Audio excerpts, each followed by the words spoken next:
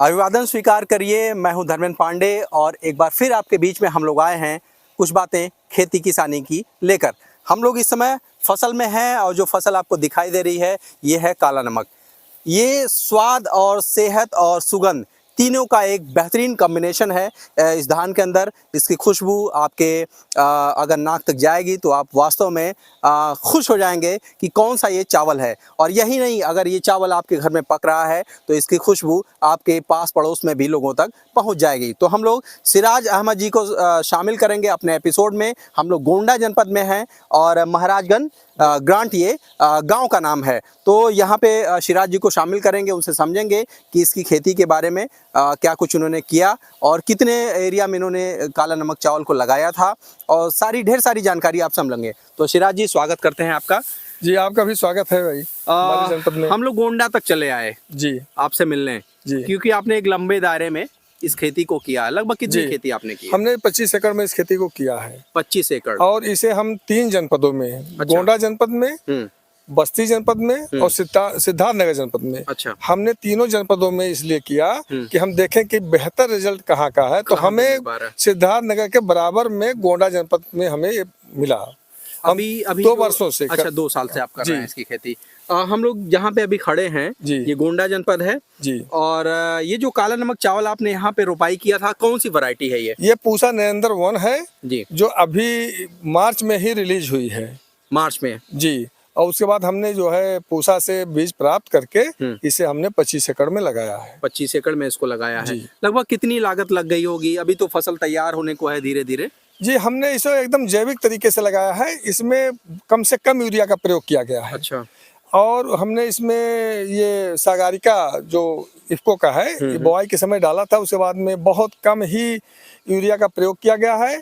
और हमारे देखने में हमने यहाँ 3 तरीके से लगाया है। तीनों में बहुत अच्छा रिजल्ट है। रिजल्ट अच्छा आ रहा है जी। तो लगभग कितना लागत की बात हम कर रहे थे? लागत कितनी? लागत ये मान के चलिए कि प्रति बीघा हमारे वहाँ 1 बीघे में 2500 रुपए की लागत आनी है। और नॉर्मली लागत धान में भी 1700-1800 रुपया लग जाता है धान लगाने में। तो 2500 रुपया प्रति बीघा के लागत में हम इसको तैयार करके कर रहे हैं। 25 रुपए प्रति बीघे। जी।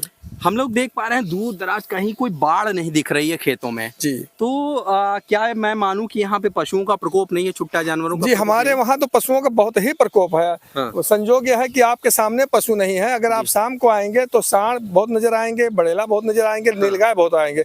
लेकिन हम धन्यवाद देना चाहते हैं पूसा के डायरेक्टर डॉक्टर AK सिंह साहब को कि ये ऐसी वैरायटी उन्होंने बनाई है कि आप हमारी पूरे चक को देख लीजिए, कहीं एक बाली किसी पशु ने नहीं खाया। हाँ, वही मैं देख के हैरान हुआ कि मतलब कहीं बाढ़ भी नहीं लगी है और आपकी फसल इतनी सुरक्षित कैसे रह गई। ये बिल्कुल ईश्वर की कृपा है और डॉक्टर AK सिंह साहब की देन है कि जो पूसा नरेंद्र 1 की वैरायटी उन्होंने हम लोगों को दिया मार्च में।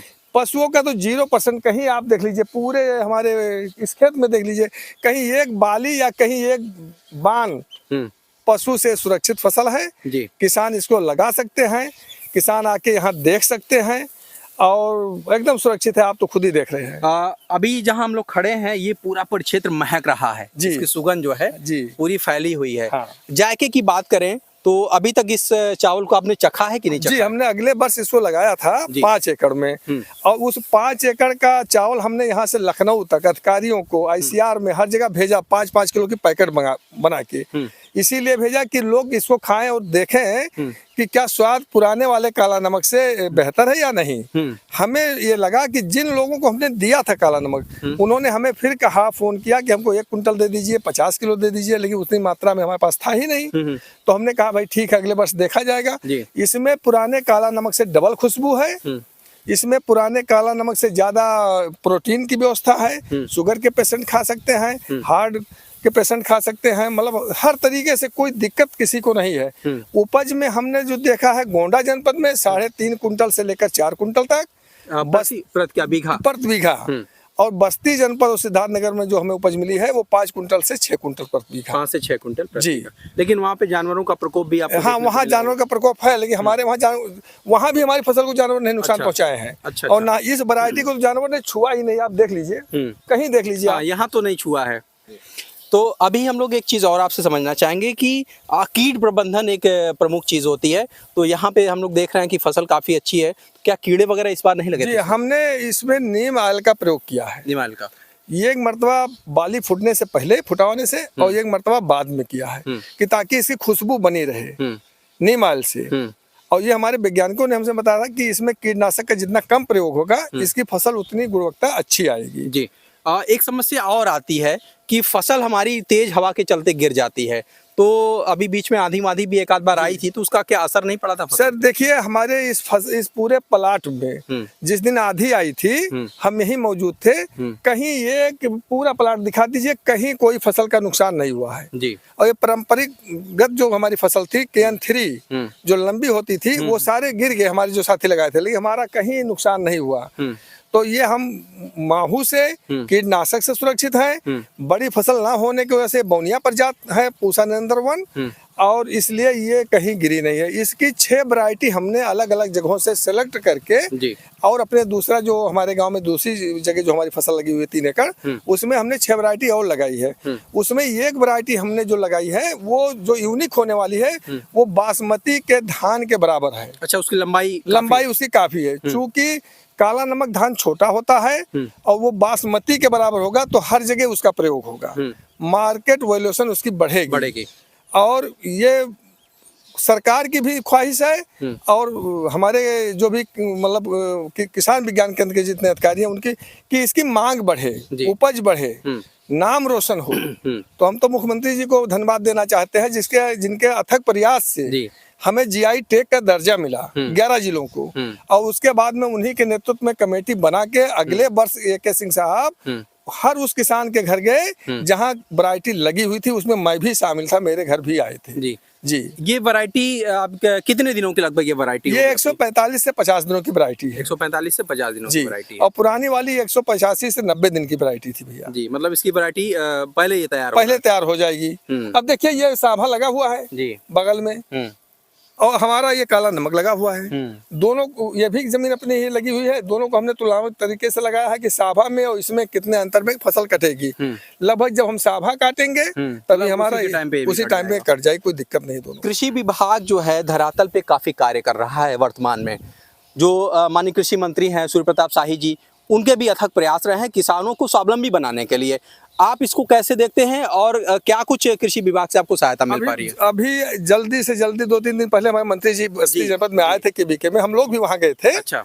और हम उन्हें भी धन्यवाद करते हैं, मंत्री जी को भी। और बहुत हम लोग को खुशी हुई कि मंत्री जी कम से कम हम लोग के बीच आते हैं, हम लोग की समस्याओं को जानते हैं, देखते हैं, धरातल पे उसे कोशिश करते हैं निवारण की, और आए थे और उनका प्रयास हम लोग को बहुत अच्छा लगा।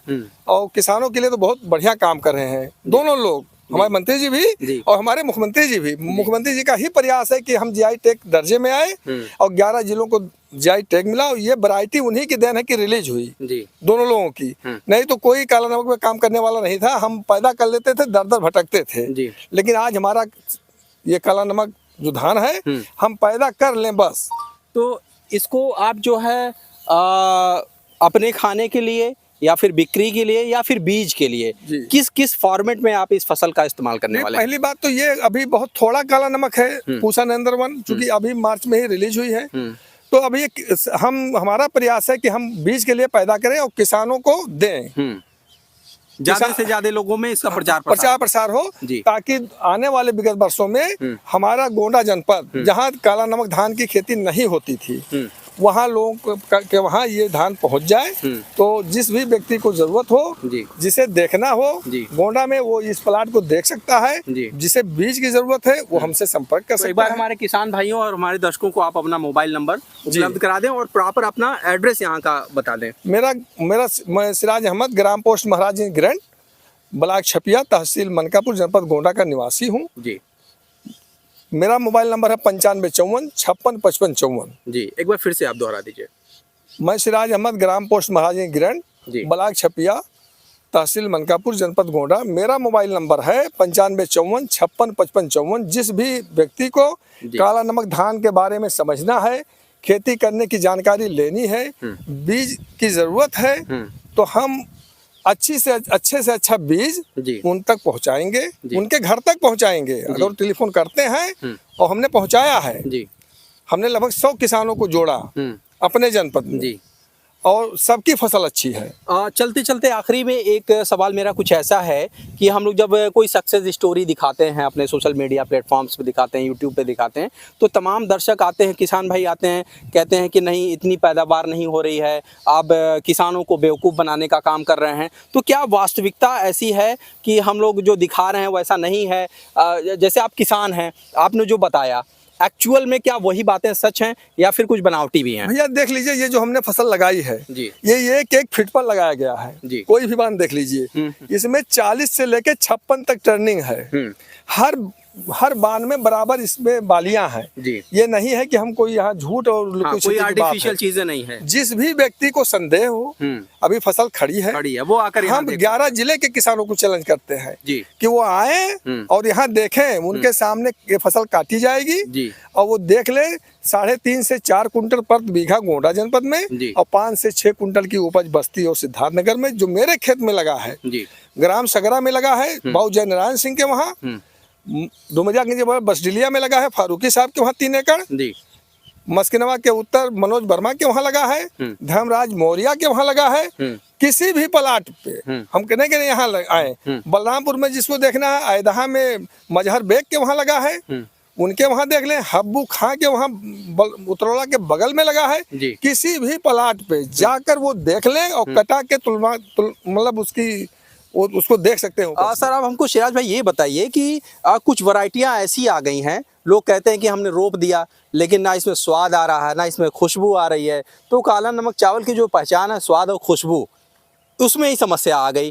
तो ऐसे किसान भाइयों को क्या आप बताना चाहेंगे, क्या कुछ कहना चाहेंगे? किसानों से बताना चाहते हैं कि भाई जो हमारी सरकार की तरफ से जो वैरायटी डेवलप की गई है वो कई सालों से हम लोग लगा रहे थे।